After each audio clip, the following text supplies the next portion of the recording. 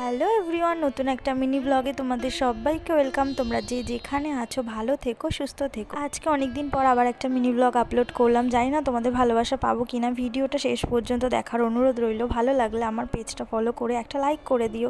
তো যাই হোক, সকালবেলা ঘুম থেকে উঠে এই যে ফ্রেশ হয়ে ফার্স্টেই ড্রেসটা চেঞ্জ করে নিলাম।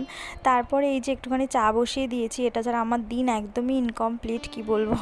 তো এরপরে এই যে চাটা খেতে খেতে ভাবছিলাম যে এরপর কি করবো। তো এর মধ্যে কারেন্টটাও চলে গেছে। কারেন্ট যাওয়া মানে আমার মেয়ে সঙ্গে সঙ্গে ঘুম থেকে উঠে পড়বে। তো দেখলাম কারেন্টটা চলেও এসছে। তাই আমি ভাবলাম যে মেয়ের ব্রেকফাস্টটা তৈরি করে ফেলি, কারণ ও উঠে গেলে না প্রচণ্ড প্রবলেম হয় কাজ করতে। তো আমি যেহেতু ওকে রেগুলার একরকম ব্রেকফাস্ট দিই না, একটু অল্টারনেট করে দিই।